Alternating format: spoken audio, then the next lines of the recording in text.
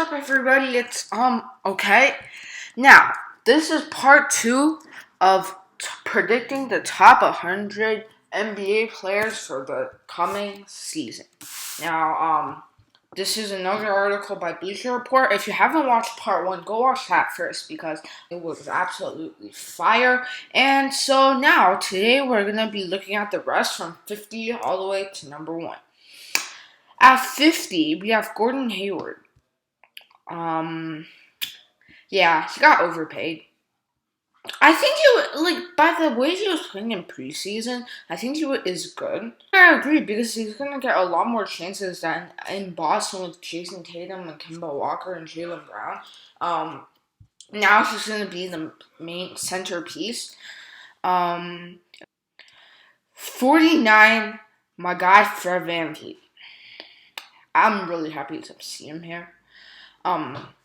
Smaller guards are rarely considered 3-and-D prototypes. Meet one of the exceptions. Yeah, those are like those Danny Green, like the shooting guard / small forward. Fred VanVleet averaged 17.6 points last season while hitting 39% of his threes on 6.9 attempts per game. Benchmarks matched only by Bojan Marjanovic, Danilo Gallinari, Paul George, Buddy Hield, Kyrie Irving, Jason Tatum, Damian Lillard, and Karl-Anthony Towns. Wow.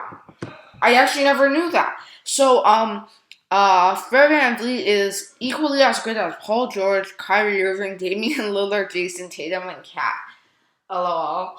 Yeah, so that just shows how good of a player he is. And he's undrafted. 48, Miles Turner.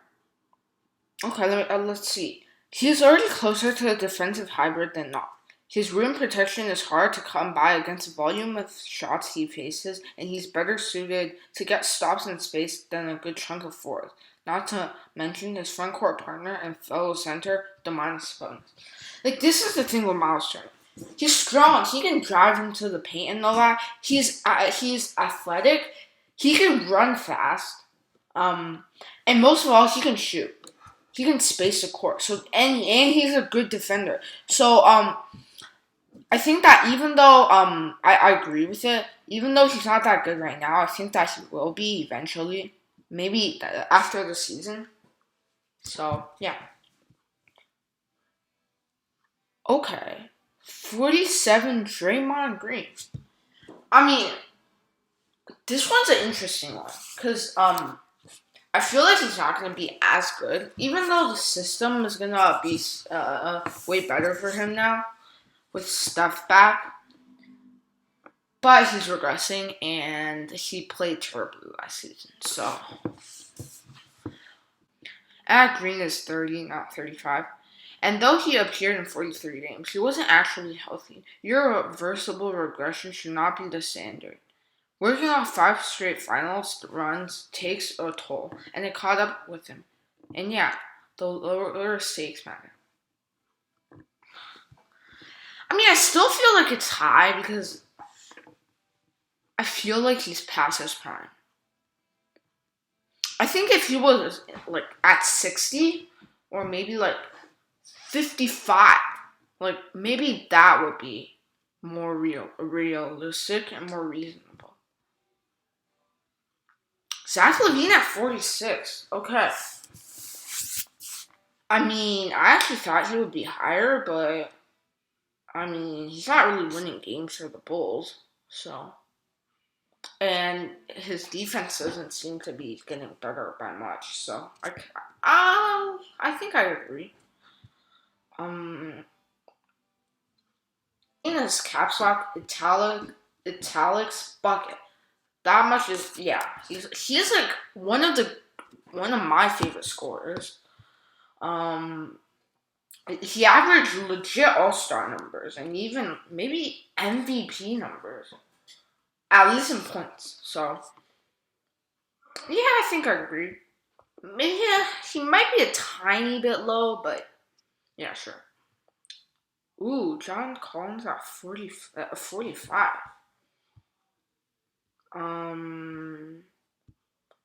Colin's ceiling continues to rest on his defense. His decision making around the basket is timelier and much more effective, but his perimeter ball containment has to get better if he's primarily at the four and going to be matchup proof. Okay, I'm gonna go through these slightly quickly until I get to like the top 15. Yeah, I could see. If his defense gets better, he's definitely in top 45. Maybe I might even put him higher if his defense gets a lot better. The article writer is thinking, and yeah, 44 Triple J. Let's see. Through outside shooting has become standard up front, Jaren Jackson Jr.'s marriage of volume and efficiency remains awful. Only 12 other players last season shot better than 39% from deep on more than 8 attempts per 36 minutes. The vast majority of whom were wings and guards. Yeah, true. Like, he's like legit power forward / center, and yet he can shoot the ball so well. You find another tall dude who's as good at shooting as him, man, that would be hard. And he was only a sophomore year player last year. So I definitely have my high hopes on him. I think the Grizzlies would be really, really good in the near future with Dylan Brooks, Ja, and him. Victor Oladipo at 43. Okay.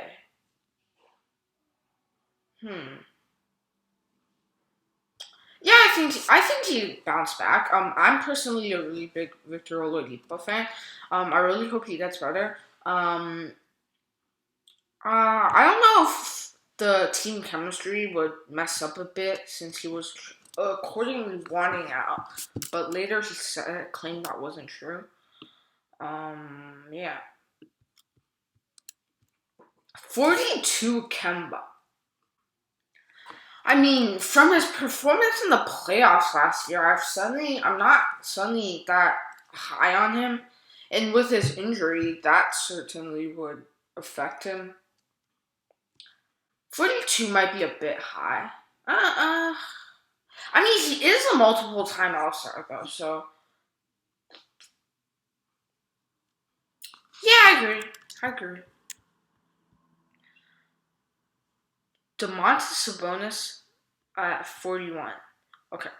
Domantas Sabonis is not a throwback to a previous era so much as he plays against the grain with this one. Post touches are a big part of his game. He ranked 10th in post ups last season, but they do not define it. Yeah, he's a really effective player, but you don't see much from him. Like, he may look boring, but he's very effective. And I'm a big fan.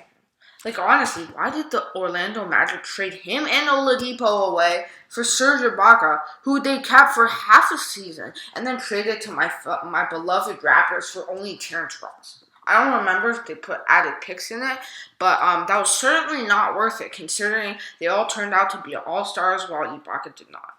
And now Terrence Ross is a bench warmer, so dumb decisions. Oh, speaking of the Magic, 40 at Nikola Vucevic. Yeah, I agree. He's a great scorer. I just feel like his talents are getting wasted, but 40, I definitely agree. 39, KP. Okay, this is interesting. They're probably expecting a big jump from him after his injuries are healed. Playing in Dallas has only increased the apex and likelihood of that best case outcome. Whether through involuntary design, a better sense of self, the presence of Luka Doncic, or some combination of all three, Porzingis has changed post-up volume for more catch-and-shoot looks. I don't think he'll be an all-star, though. I think he'll be like a borderline all-star, but there are just so much players better than him in the West. So, yeah. 39, I mean, yeah, sure, I don't have much to say about that.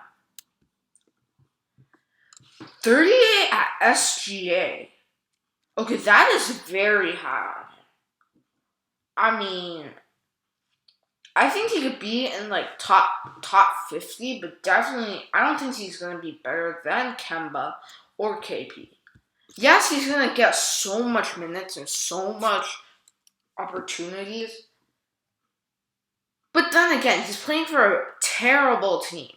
So like, if he went to a better team, his talents are still there, but if you look at stats, it would probably drop down quite a bit. And I'm a Canadian, obviously. So like, and Shea's Canadian, so obviously I love me some Shea, but I don't think he'd have that big of a jump. I think he might have it next season, but I don't think this season. DeAndre Ayton at 37. Okay, I saw a lot of people saying that he's gonna have his breakout year and all that. So DeAndre Ayton, second year jump warrants ambitious expectations, independent of the Phoenix Suns offseason talent acquisition spree. Denying him entry into the elite big discussion is just a lot harder now that he's playing with Devin Booker and Chris Paul. I don't think he's at that elite.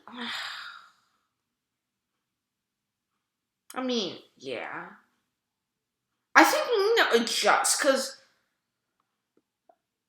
yeah, if he was like if he had like a Joel Embiid face, obviously we think he's top 5, but right now he isn't, and he's playing for bad teams. At least he was before, so attention to him wasn't nearly as strong. But I definitely agree with it. I think 37 would fit, considering he's improving a lot, and now he can play with Chris Paul and do like the pick and roll thing. Yeah. CJ McCollum at 36. Okay, this one I think is a bit high. CJ is a great player, but he's never been an all-star before. I don't think he will be this year. He's a great scorer, but not the best defender, in my opinion. I think this is a bit high. I think him would be in like top 55 to like 45 max, but definitely not at 36. I disagree with this. De'Aaron Fox at 35. Okay. I think I could agree on this. I feel like he's gonna get a lot more chances as always. The Kings will probably still not make the playoffs. Rip Kings fans, but that's just the truth in my opinion. He was great in the bubble, but he didn't lead his team anywhere. I think he really needs that second star, and Buddy Hield's just not that. If they want to win games. Brandon Ingram at 34. Okay. Let's see. I mean, he was a great shooter. He was a great scorer. But I feel like in the next season, after this season, Zion would probably be the number 1 option, and he'd be the 2. I can definitely see this jump, though. I think he'll be an all-star again, just with how efficient and how much points he was scoring. Definitely. Like, honestly, I was really sad how the Pelicans didn't make the playoffs, because I love me some Zion. I love the Brandon Ingram. I even like Lonzo Ball. I think they have a really good core. And now with Steven Adams, our team is just even better. Zion 33. Yeah. There's not much to say about this. Obviously, people agree. People even think he's like even higher. I think he could be in like top 30. Might be a little low. I don't know. Jaylen Brown at 32. Okay.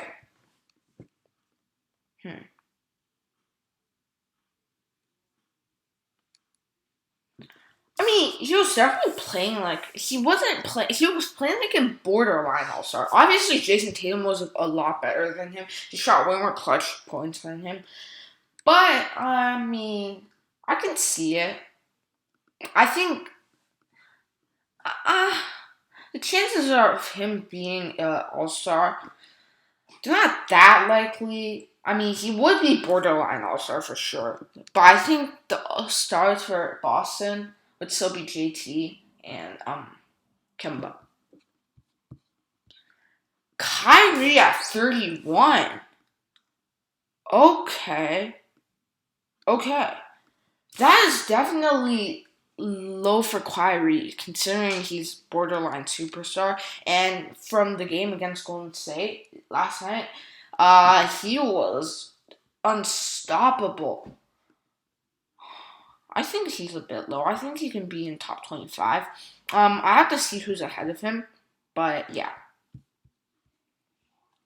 30 at Russell Westbrook.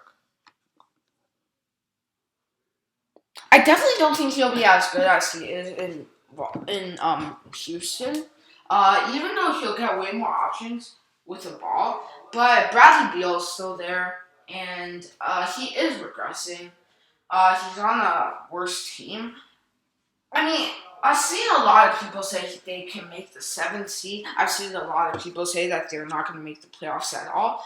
Honestly, he's not going to get a championship in his career. I sense it. Unless he goes to retire at a contending team. I feel like unless Wizards quickly bring in that 3rd star in either in free agency this offseason or just trade for it and get a big 3, but they're not going anywhere. I feel like Bradley Beal might even leave soon if the future isn't bright for Washington. I mean, I don't even know what they're trying to do. Are they trying to contend, or are they trying to just flat out rebuild and get a top pick in the draft? Because if they do make the playoffs, they're not a lottery team. If they don't, I mean, they are. So it really just depends on which direction they want to go. That's going to be the end of this video. Subscribe. And yeah, I'll see you in the next video, which is tomorrow. Bye.